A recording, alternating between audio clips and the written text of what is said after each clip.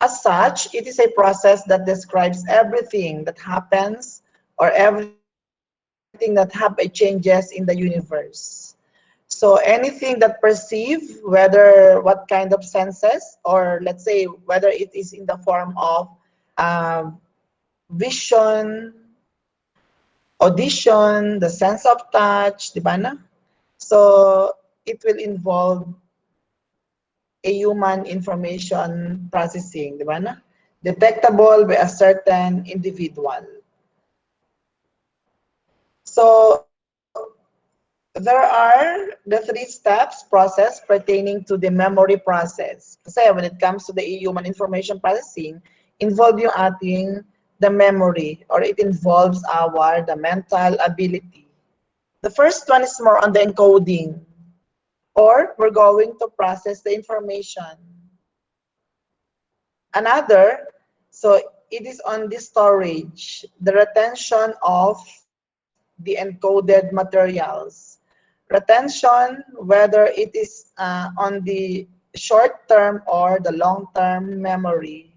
And then another one, the third process or the step, it is on the process of getting information for use. Di ba na? So, saan na-store ng matagal yung information, or let's say some of the things na na-perceive nyo or na-sense, it's on the short-term or the long-term memory.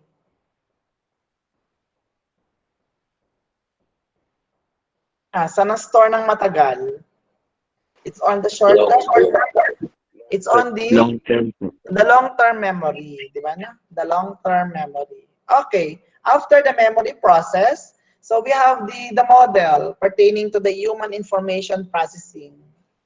So, any information na na-sense or na-perceive from the environment or any location, di ba no? It will go to a sensory memory.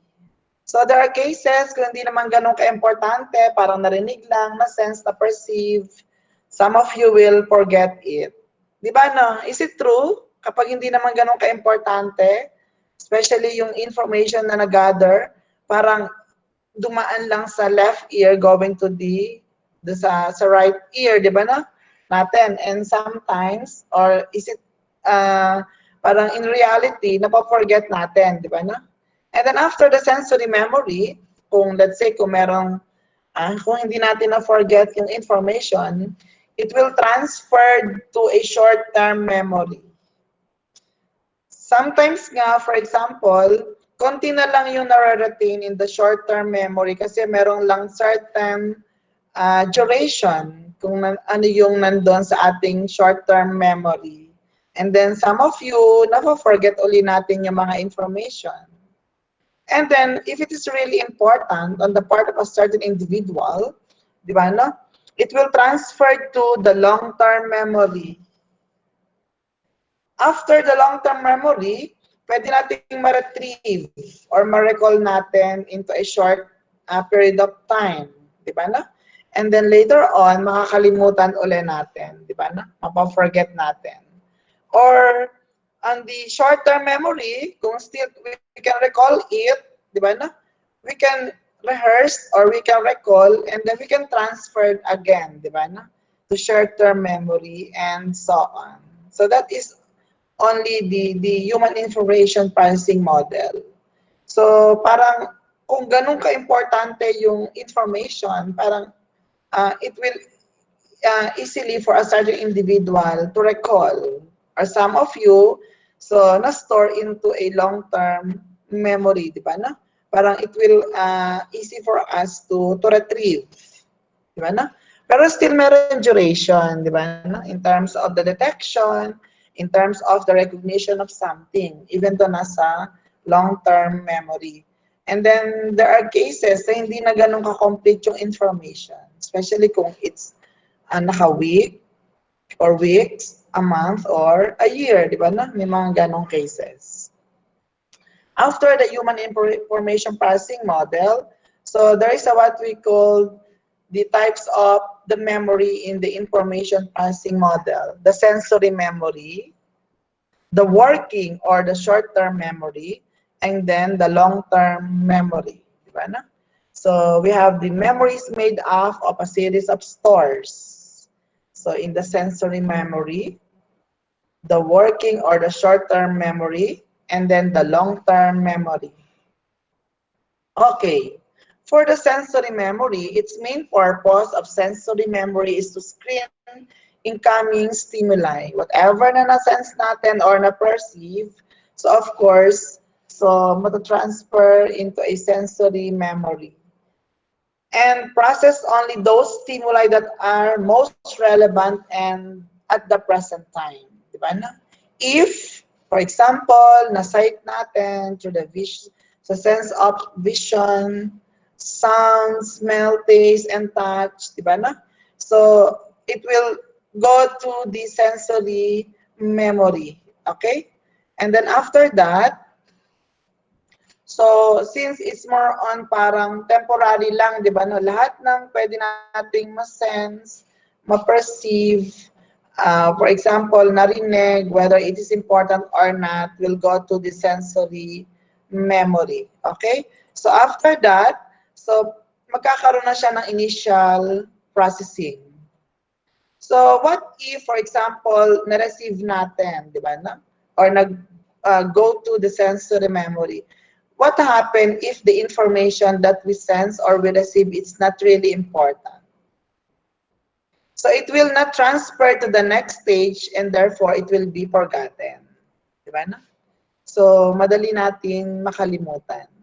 So, yung mga ex nyo, parang nandun lang siya sa sensory memory. Madali kayong makamove on at madali siyang makalimutan. Okay?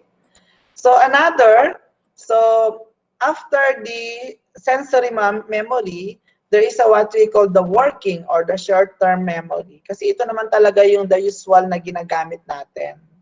The working memory. Whether it is important or not, at least, so we can use that what we call the short-term memory. It is the second stage. So, or the stage is the first step of incoming information. It holds only a certain amount of information. Di ba na? Only a certain amount of information. If it is not important to us, maybe it will be forgotten.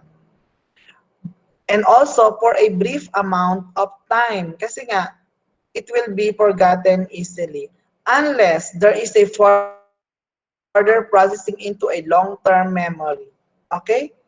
So it is also referred to as one's working memory, as it serves any number of functions like remembering phone numbers, yung mga plans natin for the day and others. Pero there are cases nga kapag yung mga things to do natin or yung mga plans.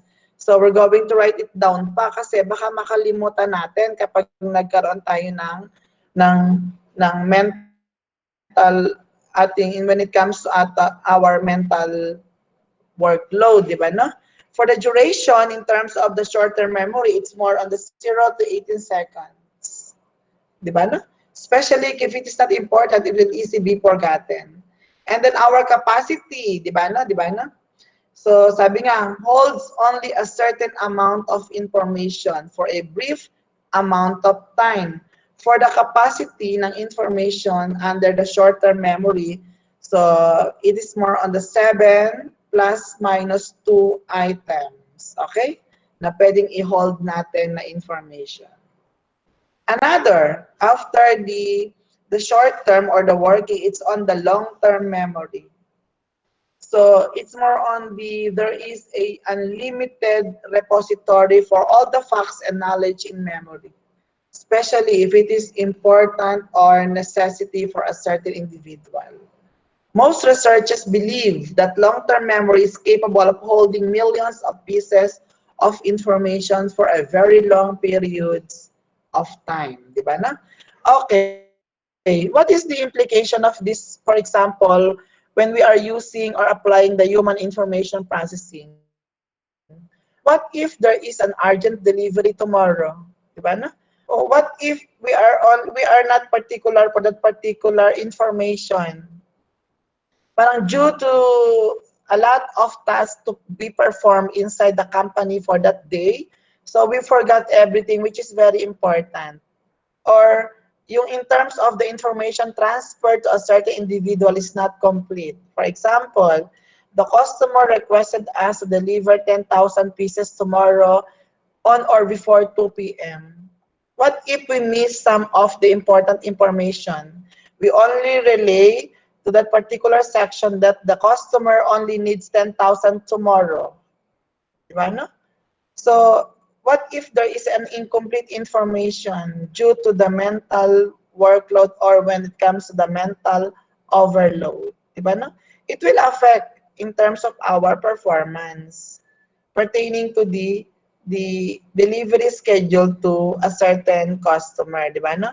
Due to there is, for example, a gap in terms of the reliability ng information.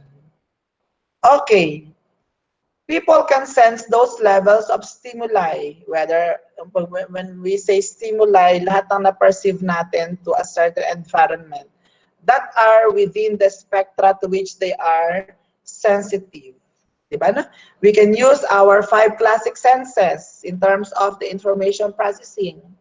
It can be the vision, the audition, the smell, the taste, and touch. Diba, no? Those 5 classic senses are called or known as the exteroceptors. Diba, no? Yung 5 classic senses known as the exteroceptors. Okay. Pertaining to the exteroceptors, we will now proceed to the first one, yung ating the human eye. Light is visually evaluated radiant energy. The human organ that is sensitive to light is the eye. Diba na?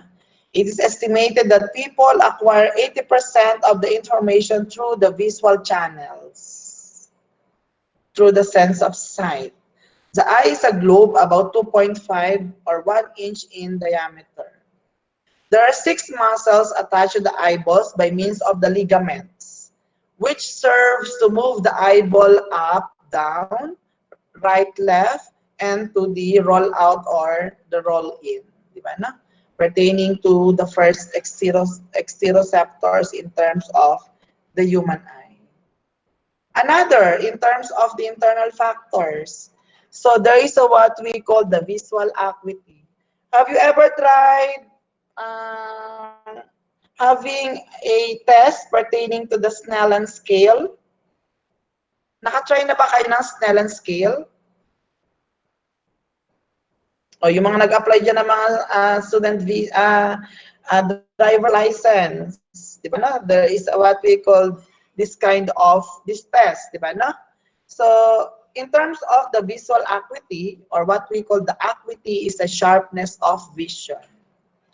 It is the ability to see fine details. When ophthalmologists check visual performance on the Snellen scale, they are checking for visual acuity. Okay? So that is also one required, let's say you're going to apply for a certain company that it's more on the assembly type ng business, or it's more on yung mga semiconductors, so yung mga PCB assembly. So one of the major requirements more on the visual acuity. Or let's say you are applying for a department na andun talaga yung is more on the wiring harness, di ba na? Pag sa mga wires, there are different colors, di ba na? So which is very important or very vital on the part of the operator to determine talaga kung ano yung talaga yung required na color, di ba na? So it's more on the visual acuity. Another, visual acuity depends on several factors. So meron pala mga kino-consider, including the shape of the eyeball and then the flexibility of the lens. Nearsighted and farsighted are the anomaly that is caused primarily by the loss of flexibility of the lens. So saan kayo dito? Are you a nearsighted or a farsighted individual? Nearsighted. Nearsighted. What will happen if you are focusing on the far, sa mga far objects? Parang nagba-blur na siya? Blurred na po. Okay. What about the others? Kasi ako, in my case, so, when the object is near on my, parang, the line of sight, mas ano siya, mas difficult ko na ma-identify. So, far-sighted ako when it comes to the visual acuity. Okay. So we have the nearsighted and then the farsighted. So what are those factors that primarily affect when it comes to that particular visual? It's on the the loss of flexibility of the lens, di ba na? Okay. Normal near vision requires that the lens assume a bulge condition to refract the divergent stimuli lines with greater power for the image to fall on the retina. Okay, so considering yung ating figure at the top of this slide, normal vision people will see Albert Einstein in the picture. Ano yung nakita nyo sa picture? And then nearsighted people will see Marilyn Monroe in the picture. What have you noticed? What can you see? Is it Albert Einstein or is it Marilyn? Albert Einstein po. Albert Einstein. Okay, you are under a normal vision. What about the others? All of you will see Albert Einstein.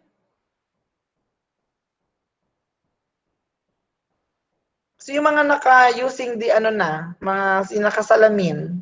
So ano nakita nyo? Is it Albert or Marilyn? Marilyn po. Pag malayo po si Marilyn. Marilyn Monroe. Okay. Pag Kapag malayo po malayo, si Marilyn si Monroe. pag Marilyn. malayo, si Marilyn. Opo. Okay. So maybe there is a difference when it comes dun sa inyong vision, di ba na?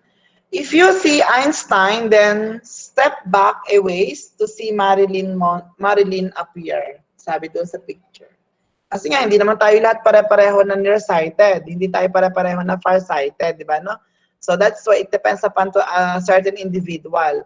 Hindi rin tayo pare-pareho, for example, na naka 20/20 vision, the normal vision. Okay? In nearsightedness, the lens remains in a bulge condition even for far objects. The normal far vision calls for the lens to assume a flat condition. In farsightedness, the lens remains in the flat state even for near objects. Diba na? So, kasi ako ay farsighted. Okay. Another part of the internal factors. So, we have the depth perception, a special form of visual acuity. In terms of the stereoscopic acuity is the ability to see deepness. Diba na? So, for the first figure, dun sa left, what can you identify for this picture? What can you conclude for this picture? It is a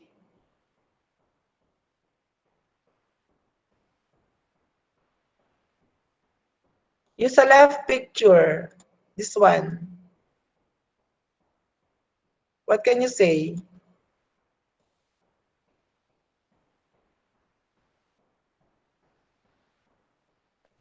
Mukha pong hallway, sir. Yeah, that's an hallway, di ba na? What about the others, yung sa top portion, this one? A hallway also, di ba no? A hallway, di ba no? Inside a certain structure. What about this one? The lower part?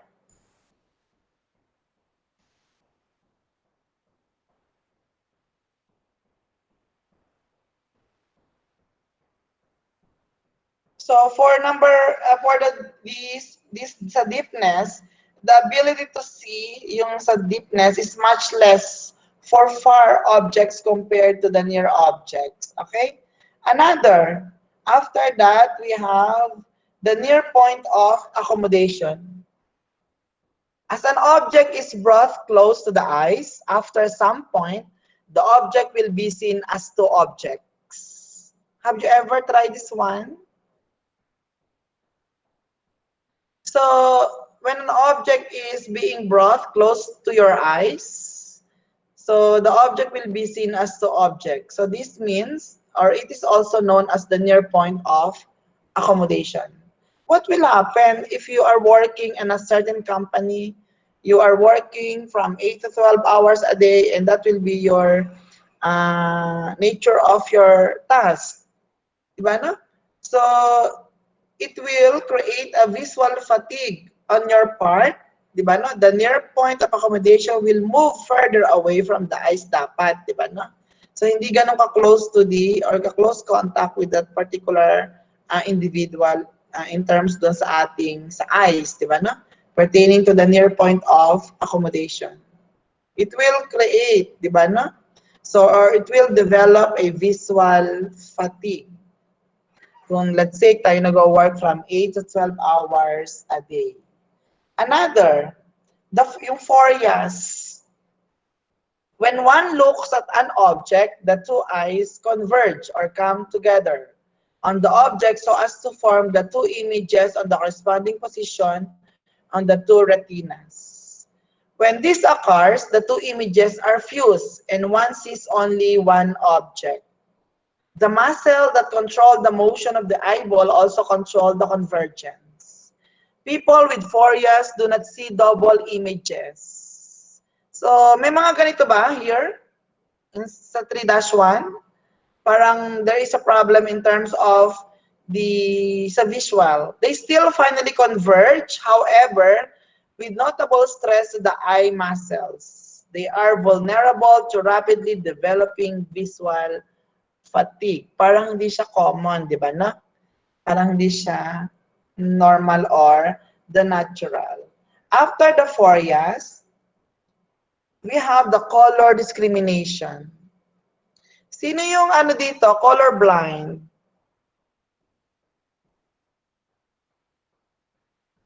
Meron? Eba? Colorblind ka ba, Eba? Hindi pa, sir. Okay. You can steal the beauty of nature, di ba na? Yes po. There are 3 types of pigments in the ones that are sensitive to color. The red, the green, and the blue catching pigments. When we say monochromats, truly colorblind people that cannot see any color. May mga ganito talaga, di ba na? So, under ng si mga colorblind people. They see the environment in various shades of gray, just like watching a black and white television. But this is a very rare condition, di ba na? Yung colorblind condition, okay? So, pag sinabing deuteranopes lack the green catching pigment in their cones. Kung let's say yung that will be the normal color, itong nasa the upper one, di ba na? Kung this will be the normal color, kung you lack the green catching pigment, you will see this shade ng color yung nasa baba, the lower part. If there is a problem pertaining to the red catching pigment or the protanopes, you can see this one, yung the middle picture. Kung that will be the apple, akala mo you are buying a pongkan, di ba na? Or a mango. And then, if you experience this lack the blue catching pigment, di ba na? If this will be the normal color in the lower part, you can see this one, di ba na? If you have a problem pertaining to the tritanopes. Again, what is the importance of this color discrimination, di ba na? So, there are companies nga that requires a 20/20 vision. And there is a company also na they will not hire if you have this what we call the color blind, di ba na? So, kasi it will result to a problem pertaining dun sa process. So, when I was working at FCIE Dasmariñas before, so, aside from checking your hand, kasi yung product namin, yung wiring harness. So, you're going to check the final checking as after you pass dun sa medical. So, after you pass the medical na nakinandak sa mga hospital, yung company itself, nagkakaroon ng checking pertaining sa color. Di ba, no? So, you will be given a lot of many types ng color, then i-identify mo yon. Kasi nga, ang one of our product, it's more on the wiring, sa wiring harness. So, iba-iba yung color. Kung we're going to use that sa connect sa automotive, sa automobile, so sa mga sasakyan, yung wiring, what if yung red na punta mo sa green, di ba? No, it will cause problem. Kaya talagang very important din when it comes to division, di ba? No? The same with the human information processing, kapag incomplete yung iyong message, na nare-relay pertaining doon sa certain individual, there's also a problem. Similar to the vision or the visual acuity. Another type na test na ginagawa sa company before when I was working sa FCIE, yung anong English sa PASMA? Kasi yung kasi ang aming product naman, another department, we are producing the copper. Eh di ba, hindi pwede kung acidic. So, matouch mo lang si copper, so nagkakaroon na kaagad ng discoloration or changes in terms of the color. So, may mga ganun cases na kinakandak sa test. Although you already passed, for example, lahat ng examination done inside the company, you already passed the medical exam conducted inside a certain hospital. But there is also another test, di ba, no? Conducted no mismong company or a certain department. That is the color identification and also yung in terms doon sa PASMA, di ba, no? Kasi ang product namin is the copper and also yung paper ginagamit doon sa mga horn, di ba, no? Sa mga aming one of the major customer, yung Mitsuba, also inside the FCIE. Kasi kung nagbabasa yung hands, so, nagtutubig yung hands. So, it will result yung magkaroon ng reject pertaining doon sa product, di ba, no? Kapag hinawakan natin yung product. Another, so after in terms of the color discrimination, we have the dark adaptation. Na-experience nyo na ba na nagkaroon ng blackout or brown out? What will happen? Eba, what will happen nung na-experience mo yung brown out or the blackout? Ano po, una po wala masyadong makita Yes, tapos habang makita. tumatagal po meron ako kahit papaano po Oo, kasi konti after, liwanag. ma-experience mo yung brownout or the blackout, feeling mo, nag-iisa ka, di ba, na inside that Yes particular po. room, di ba, no? And then, suddenly, di ba, no? Nagkakaroon kasi ng adjustment. Opo. Yung particularly the human eye. When moving from a dark environment to a well-lighted environment, human eye adapts the new condition in a few seconds. Pero you are not totally sinasabi na blind. Di ba? Na you are only experiencing a temporary blinded. Di ba? Na? In those industrial tasks where light condition change from light to dark, sufficient time must be allowed for dark adaptation. It takes up to 40 minutes to adapt sa dark, di ba na? Kasi nga nagkakaroon tayo ng adjustment in terms of our vision. Okay, another.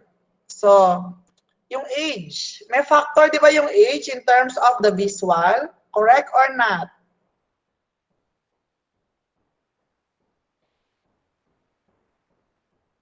Di ba na? It is a fact Tama that, po. tama, di ba na? Very good.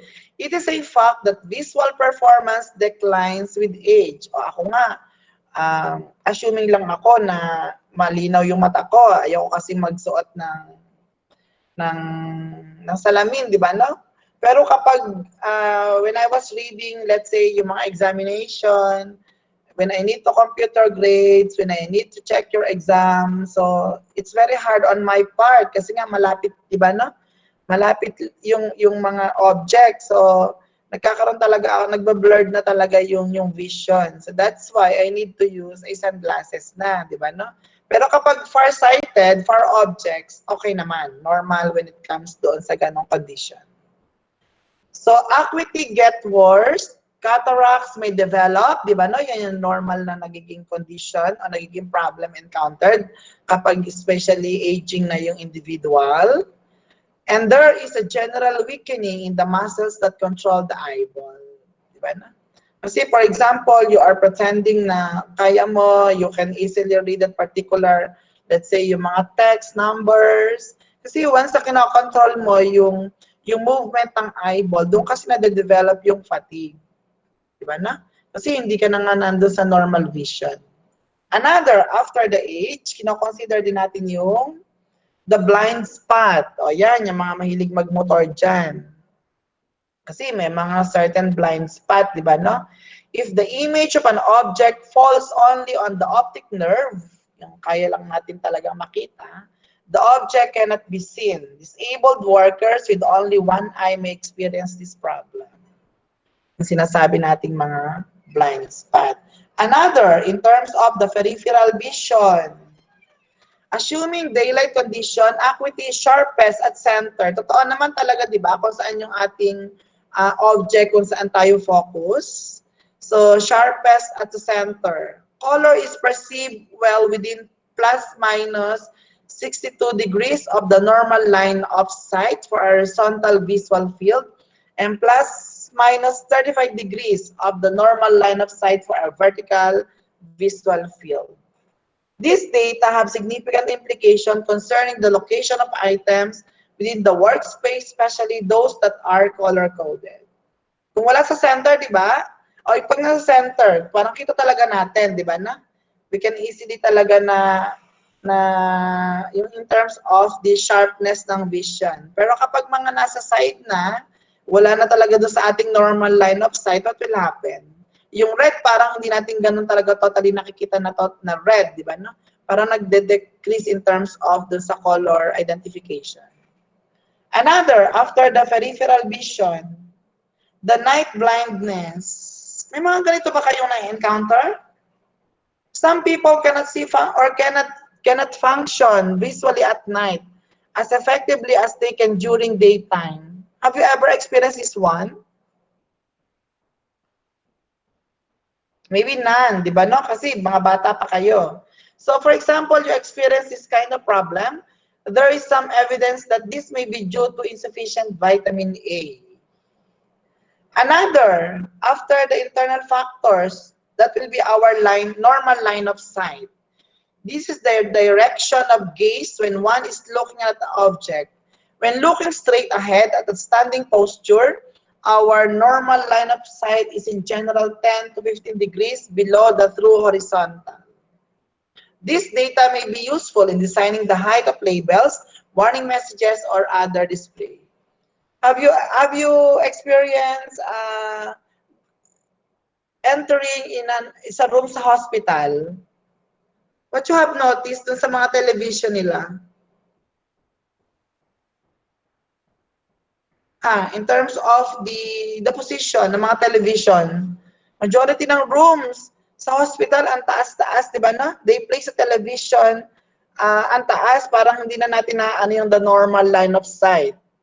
What will happen kapag ganun yung focus natin, let's say inside the company, yung objects very small, and then yung line of sight natin is parang hindi na 10 to 15 degrees, di ba? Now, what will happen? Parang it will also develop the visual fatigue.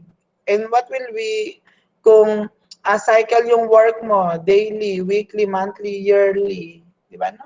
Parang it will develop fatigue, di ba? No? Particularly on that individual. Next. So, after the internal, there is what we call the external. Pag external, so factors that affect the visual performance are brightness contrast, yung color contrast, amount of light, di ba na? Duration and movement of the target, glare, nakakasilaw, di ba na? Surroundings, brightness, color, the size of the target, and then the position of the target in the visual field.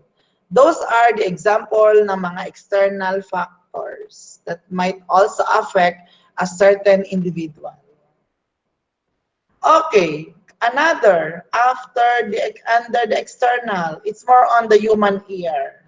Kapag kasi sa human ear, ang ating mostly interest more on the frequency and intensity. Kapag frequency, it is the number of alteration in sound pressure per unit time caused by changes in density of air molecules. And then kapag sa intensity naman, it is more on the associated with the human sensation of loudness. It can be measured in decibels. Sa inyong safety, ano yung normal na pwede pang decibel for an 8-hour shift or work without using a PPE? Sa inyong safety. Ano yung allowable na decibel without using any PPE for a maximum of 8-hour shift? Sa inyong safety, ano yung decibel na pwede? Wala pa sa topic? Mga 90 decibel, di ba, no? It will not harm the human ear, okay? Okay, di ba, you have the human eye, the human ear, and then another, it's more on the tactile and the olfactory senses. Skin senses can be used as warning media and are used extensively for blind person. Diba, no? The sense of touch. So skin is sensitive to pressure, pain, cold, and warmth. And then another, in terms of the smell, the sense of smell or the olfactory sense. So sense is simple in anatomical structure but complex in its functioning. Diba, no? We can also use this particular sense, diba, no? The tactile and then the olfactory. Okay, after that particular exteroceptors, whether internal or external, we will now proceed to the sensation and perception. What can you say for the picture on the top of the slide? This one.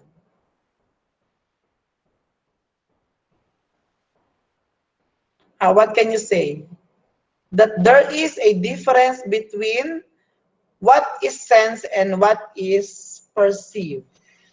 Diba, no? Feeling mo, ikaw to, yung nasa right one. And then pagharap mo, ikaw pala yung sa mirror. Diba, no? Similar, there is a difference between data and information. There is a big difference between what is sense and what is perceived. Diba, no? So, yan na. Kaya laging sinasabi nyo. So, parang sinasabi nyo na to see is to believe. Diba, no? Kasi feeling nyo, kayo to, yung standing. And then, in reality, kayo pala yung totoo, di ba, no? When you face a certain mirror. Okay. So, perception is the construction of model of the event that gave rise to the initial sensation. Perception, however, is mediated by individual factors such as personality and mood, by the context in which sensation takes place. So example pertaining to the sensation and perception, a pilot landing an aircraft in difficult condition or situation might see a series of lights below and ahead of the aircrafts. Whether these are perceived as lights on the runway or street lights, kasi baka nakikita natin, is it the street lights or the runway? Parang, let's say, kung nagda-drive tayo at night, yung ba nakikita natin in a far location, is it the headlight or the street light? Diba na? Kasi may mga ganong cases. So, pertaining to the sensation and perception. So, in our example naman, in certain pilot, kung let's say, kung magla-landing na, di ba na? So, kung makita niya, is it yung light ba sa runway or sa street lights? Or kung sa certain nating experience, let's say, driving at night, kung nakita ba nating lights, is it the headlight of a certain car or the street light also? Diba na? Will depend on internal factors such as the pilot's experience, pilot's expectation, the pilot's level of training and its retention, as well as the external factors such as the pilot's visibility or the driver's visibility, and then the visual cues that distinguish between the two types of lights. Di ba na? So for these cases, it will matter pa rin yung ating decision making, or it will also matter yung ating experience. Another, sensation occurs when environmental stimuli impinging on an organism give rise to the neural events. Sensation is characterized by a direct relationship between the intensity of the stimulus and then the evoked neural discharge or inner experience. Kasi nagmamatter nga yung emotion ng certain individual. And then, pertaining to the sensation and perception, this means that the lower the level of processing required for a task, the quicker the operator's reaction time. Parang for example, if the information that we perceive are very important, parang nare-retain ka agad siya, di ba? No? Madaling nagpa-function yung ating memory. The more intense the stimulus o yung na-receive or na-perceive natin, the more likely the operator is to register it at the sensory level. Parang madali nating mag-gets pertaining to that particular information. Diba, no? Pero if it is not important, maybe some of you will forget it. Okay, it is estimated that around 95% of the information that people gather is channeled through either the eyes or the ears.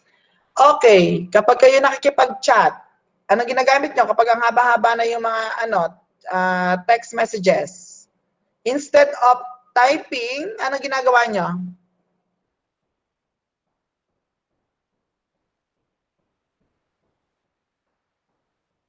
What will you do? Let's say you are chatting or texting someone.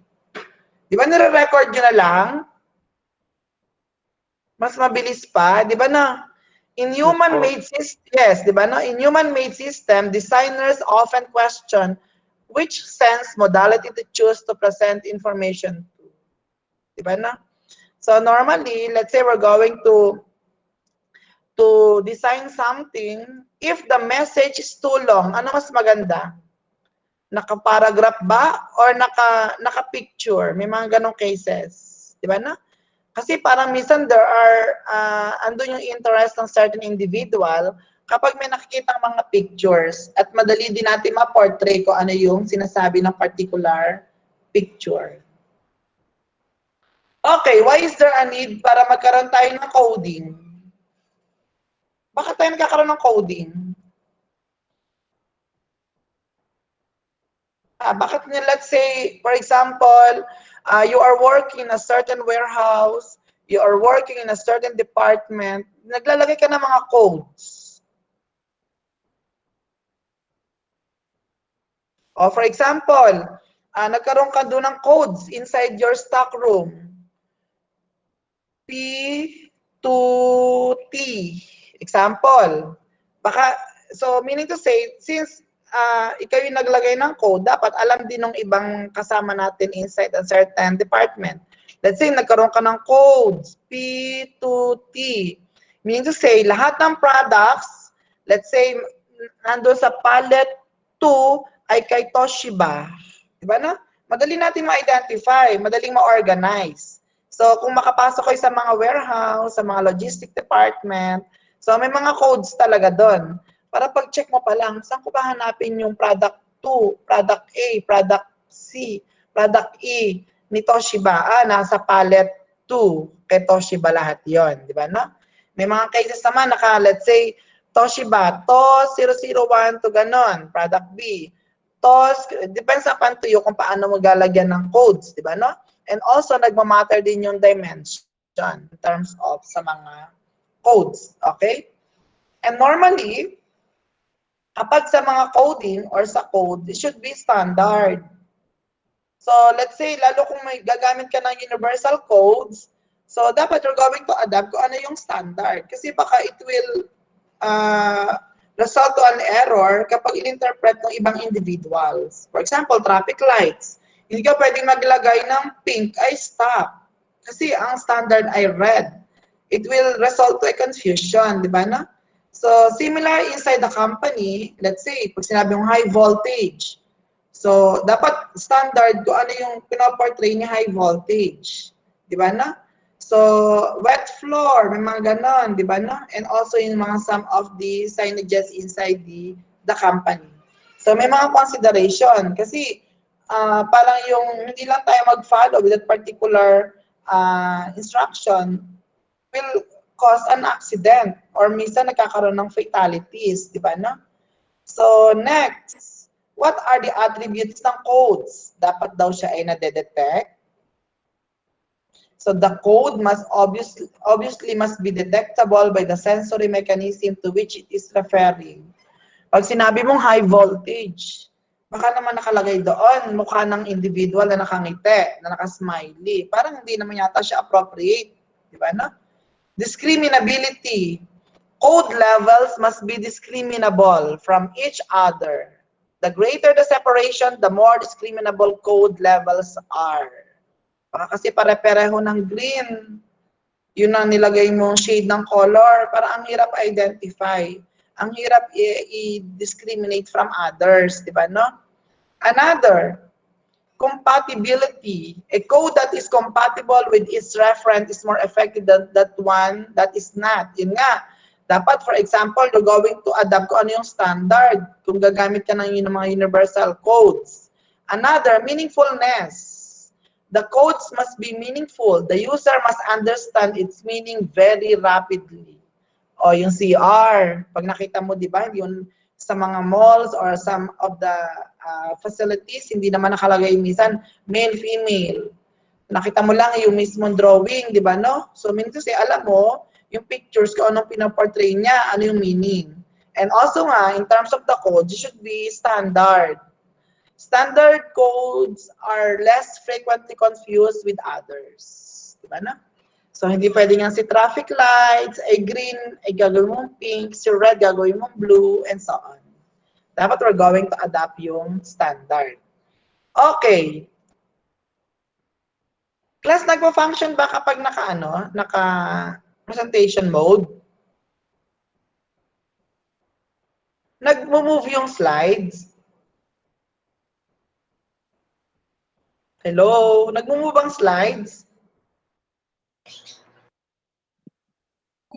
Hindi po, sir. Hindi. Okay. Okay, sorry, ayaw.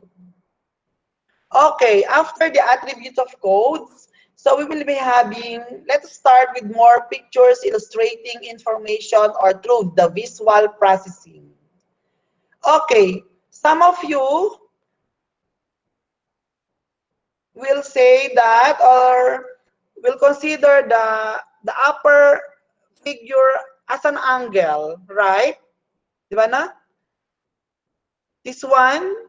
So some of you will say that it is an angle. One angle or two, di ba na? And then another one, some of you will say that it is a chopstick. Is it correct or not? Yes po. Correct, di ba na? So that is why, so if we can apply the human information processing in a simple example, so each individual have different perception. Correct or not? Yes po. Yes, di ba na? Meaning to say, if it is an angle, and some of you will say it is a chopstick, it will differ in terms of the interpretation. So that is one of the simple application pertaining to the human information processing on how we can perceive something, di ba, no? On how we can process a certain object, di ba, no? On how we can define it or conclude it. The system produces interpretation which is most likely that is creates stable representation. Di ba, no? Even me naman, if I can see this one, I will say that, oh, that is an angle. And then this one, oh, that is a chopstick. Di ba, no? So, different individuals having different interpretation on how we can apply in terms of the human information processing. Okay? Another. It's 10 o'clock na pala. This one, di ba na? We see here the illusion, in terms of the illusion, contours of objects, visual system is really good in extracting them, di ba na? So, maybe we can also interpret differently, di ba no? Each individual have their own interpretation. What about this one? Doon sa left side muna, ng sa left na upper part, anong interpretation nyo dito? Happy face po, sir. Happy Charot. face. Di ba? Okay. Ako, nung parang yung swivel chair. Swivel chair, di ba no? O, di ba? Sabi mo, happy face. Ako, swivel chair. Yung parang, yung inuupaan natin sa mga bar na merong backrest, di ba no?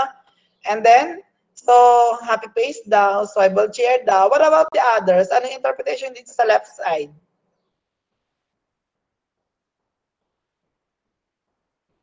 But in reality, ito talaga yung pinoportray ng picture, di ba? Na yung nasa middle one. What about the left side, sa lower part?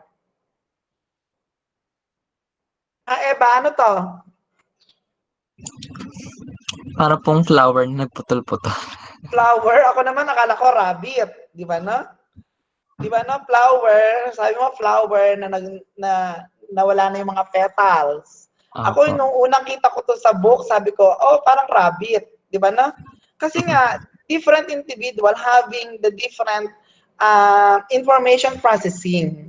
Particularly kung we are portraying to a picture. Di ba na? So that's why in terms sa mga codes sa pictures, yung isa talaga natin na attributes more on the standardization. So ito pala yon. Ano sa English na?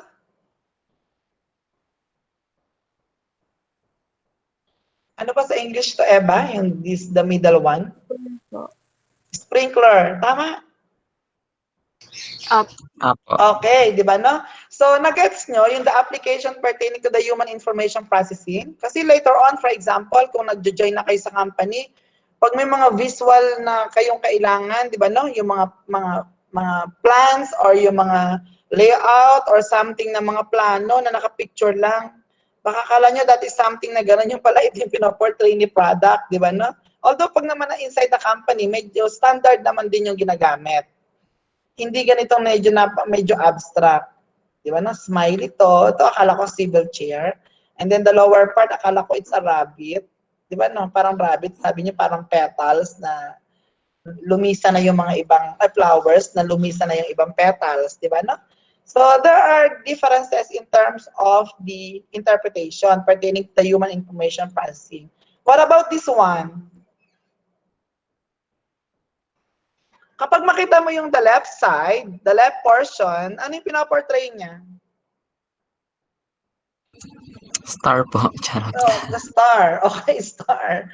Pag meron ng ganito, di ba no, the right one, parang nakita mo na siya na parang naka-skeletal form, di ba na? So, I mean to say, iba-iba din yung interpretation.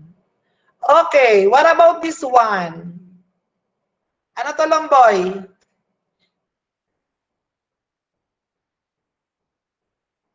What is this, Lomboy?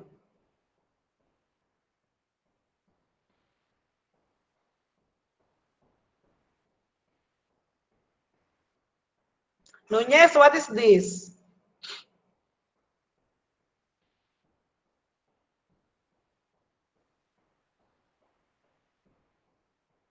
Eba, ano to? Sige nga. Can you guess?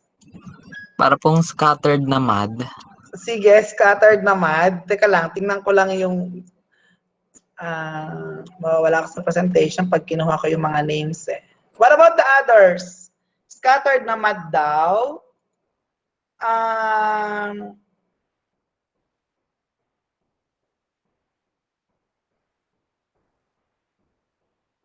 Christian, anong pinaportray no? Nakita niyo pa ba, Eva, yung picture? Sir, Opo. para po Christian, sa, ano to?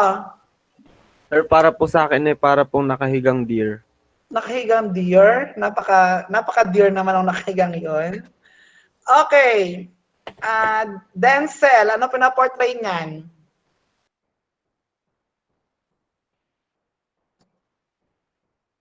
Ano si Denzel Blanco?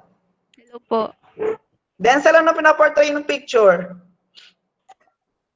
Para pong yung tao ay may wings. Sige. Siguro kagagaling mo lang sa Only Wings. Okay. Nasaan Grace and Gaston? Ano pinaportray niyan? Ano po, sir? Dagat? Dagat. Okay. Janine. Where's Janine? Miss IE 2029. Sir, Oo. So, 9 years ka pa dito, Janine, ha? wag naman. Janine, ano pinaportray niyan? Um, Baha, sir. Baha. Okay, Janine. Thank you, Janine, ha? Napakalayo, baha. Okay, si Maricar. Maricar? Yes po, sir. Anong pinaportray niyan, Maricar? Para pong dagat na may parang may Dagat whale, na may ganun. dagat na may wave. Tapos naka-filtered po, ganun. Okay. Si Costello. Costello, ano pinaportray niyan? Para pong sky? Sky. Okay. Si Maricar.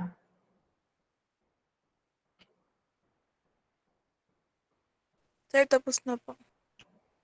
Godwin. Ano pinaportray niyan, Godwin? Sir, parang ano po, desert. Desert. Si Erica. Nasaan si Erica? Erica, ano pinaportray niyan? Mark Lloyd, ano pinaportray? Ano po sir, ang nakikita ko po kasi isang malaking mukha, tapos sa loob ng malaking mukha marami pa pong mukha, parang may pulis na may Sige. katabi tatlong So, tao. ano na yan? Mukhas. Kasi madami. Opo. Diba na? Jeffrey, nang si Rupido. Paro-paro, sir. Paro. Okay. Andiyan na ba si Lomboy? Parang tulog pa to si Lomboy eh.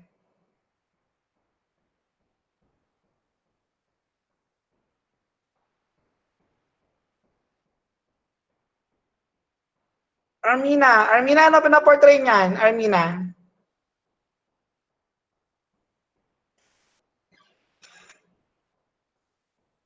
Imagine, di ba nyo? Kapag ganito yung object, parang it will result to a lot of meaning. Di ba no? No, Eva? Parang there are a lot of Yes po, sir. meaning and conclusion pertaining to that Opo. particular object.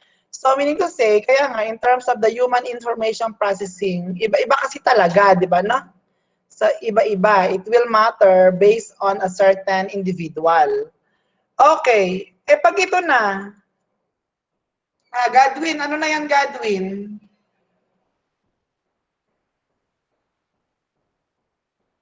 Sir, parang may ano na. Aso po. Aso. Na Aso ba? May pinipik sa sahig po. Okay. Parang ano, sir, parang kambing. Parang kambing. Janine, ano to, Janine? Parang bear. Paano to? Sabi mo, disyerto pa to, ha? Parang baboy po na kumakain. Baboy na kumakain. Rupido, ano to? Aso, sir, aso. Okay. It's a dog. Di ba na? It's a dog. Ito naman dog to di ba? Ito yung, nakita niyo ba yung cursor na gumagalaw? Yes Parang po. Dalmatian. Ito yung ulo. Ito yung tainga niya, di ba? Na nakabaliktad, paa. And then, ito yung paa niya, di ba? No? Ito yung body ng dog. Kasi, ito na, mas clear. Parang nakabaliktad po yung una. Oo. So, ito na yung ears, yung tainga. Ito yung paa ng dog. Ayan na, di ba? No? And then, the body. Okay, so, question pertaining to our discussion. That ends our discussion for topic number 2. Do you have any question before we proceed to lab number 1? Nagets nyo yung importance in terms of the human information processing, yung importance in terms of yung ating mga internal, yung mga exteroceptors natin, whether it is internal, external, di ba no? yung mga visual acuity when we are, let's say, joining in a certain company 2 years from now, di ba na? So especially kung yung nature ng work inside the company, it's more on the visual. It's more on yung mga assembly. And then let's say you are holding yung mga very tiny, very slash tiny mga objects na i-assemble, di ba na? Kasi kailangan din ng precision. Kaya in terms of the ergonomics, focus din ng mga ergonomists pertaining to the human information processing and then using our mga senses, kino-consider din, di ba na? So, output ka nga lagi, di ba na? And then very fast ka nga in terms of the performance, quantity-wise, okay, but there is a problem in terms of the quality. Wala din, di ba na? Problem then in terms of the productivity. Question for our topic number 2.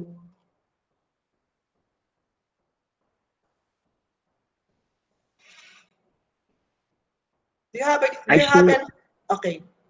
Kailan po sir ma-upload yung PowerPoint niyan? This afternoon, i-upload ko sa Schoology natin. Pati sir yung last sir. Yes, oo, topic 1 and 2. Sige pa. Thank you po. Question, may question kayo? Nan? Sa akin po wala na sir. Okay. Okay, so we will now proceed to your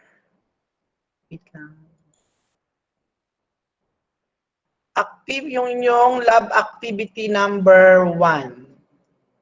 Nasaan na siya?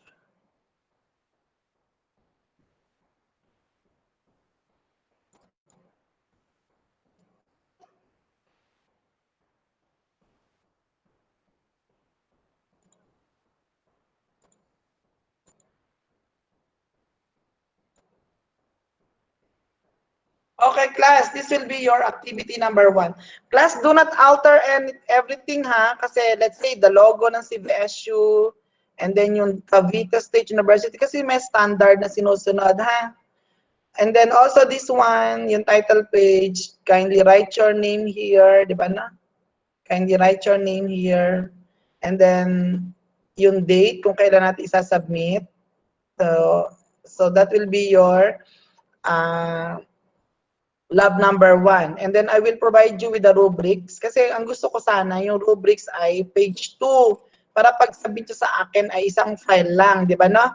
So title page, after title page, the rubric. So when for example, when I already sent to you the rubrics, try to insert in the second page. Okay ha, class? Insert nyo rito ha.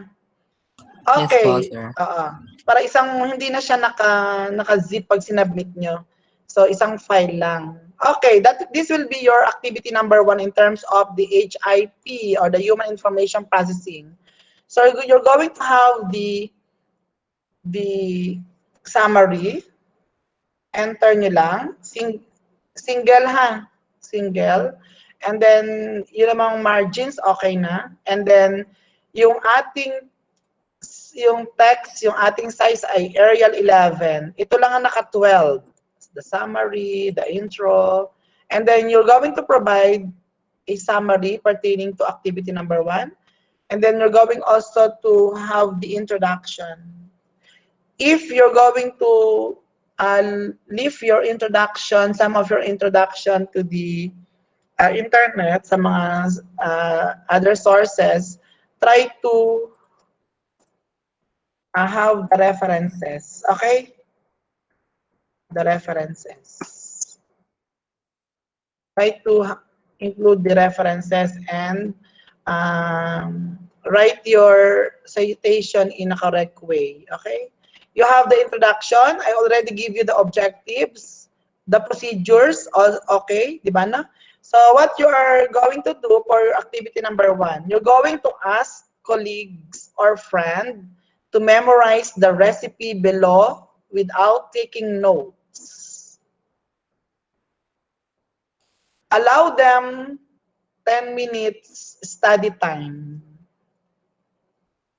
Ilang colleagues kayo magbigay? 3, 4, or 5? 3 na lang po, 3 sir. po. Siyempre, kukunin niya mas mababa. Okay, ask them to recall the recipe the next day. Ira-record nyo. Di ba na?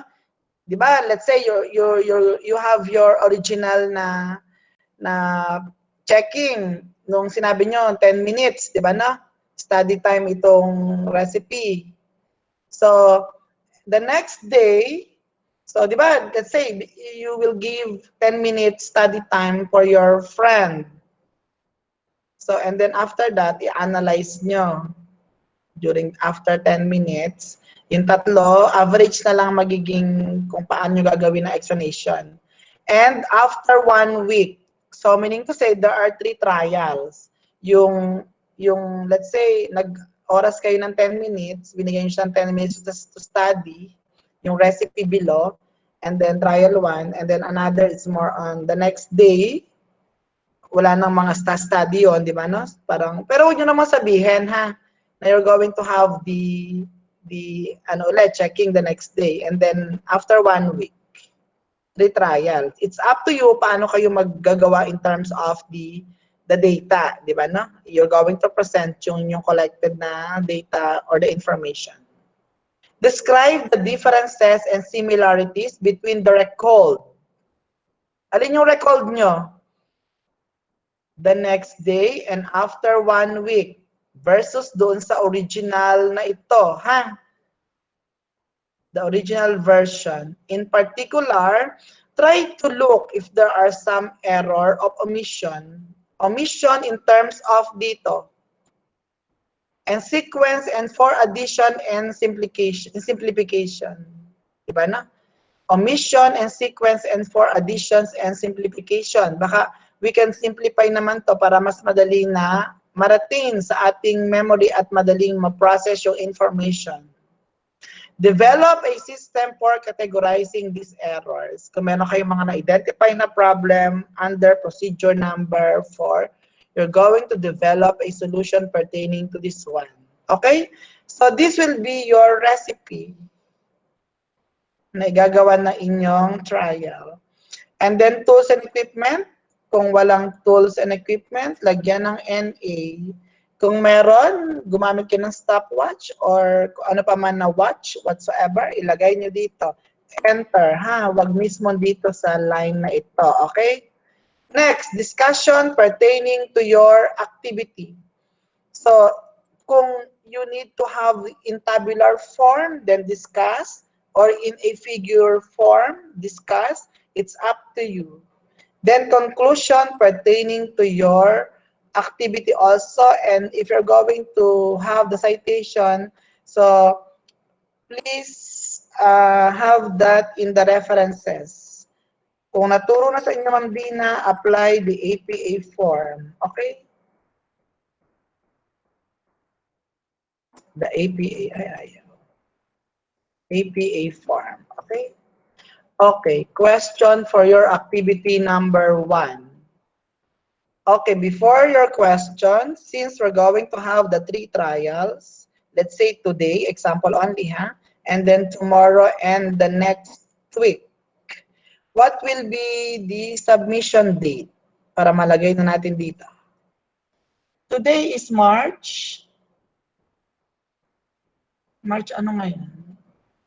8 po, sir. March 8 po. Let's say, kung magkakandak kayo, kailan kayo magkakandak ng ng activity? Okay, submit nyo na lang siya ng March 20. Okay? Okay po, sir. March Noted 20. po. So, ilalagay ka na yun kasi it depends upon sa inyo. Let's say some of you will have the first trial, let's say March 10, 11, 12, or 13. Di ba? No? Para safe. Meron pa doon naka 1 week hanggang 20. Okay? So, March 20, 2021. Ayan na. So, for the title page, you're going to have your name only here, ha? I-edit niyo yung name. Paki-black naman siya kasi red ko lang siya. Kasi para ma-identify nyo, di ba na? Through color coding, di ba na? In order for you to identify or the application na rin in terms of sa color, di ba na? Ma-identify na that you need to change this, yung mga naka-red highlight, di ba na?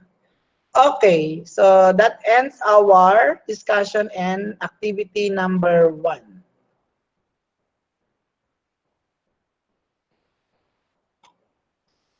So dito na kayo mag-start ha. Summary, enter. Then tab, okay? Then start.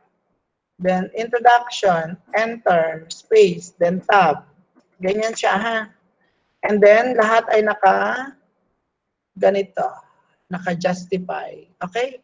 Justify nyo lahat ha. Para maganda siya. Kasi kung isusulat nyo pa ng engineering lettering, hindi na walang means to submit it personally.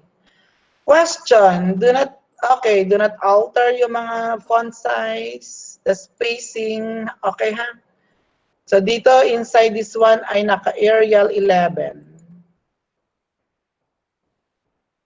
Naka-Arial 11 lahat dito. Okay? Question, none?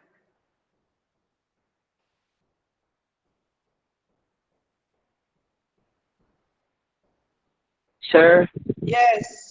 sa tools and equipment po ba, halimbawa sa sir, yung gagamitin po yung mga online platform, isasama po ba yun? Hindi, no. Let's say if you are only using, let's say, stopwatch, so ganun lang. Okay po, sir. Or yung watch, yun na lang ilagay nyo sa part ng tools. Po, sir. Thank you po. Okay? Okay, so for attendance purposes,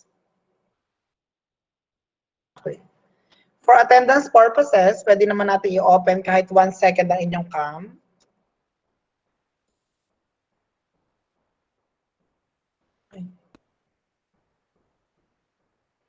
Kahit 1 second lang.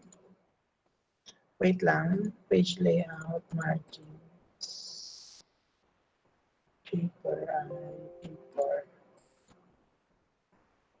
Okay. So, kindly, okay. So, okay. 1, 2, smile. Okay na. So, kung wala na kayong question, may question kayo pertaining sa activity 1? And then, pertaining sa discussion this morning. March, ano nga yan? 8?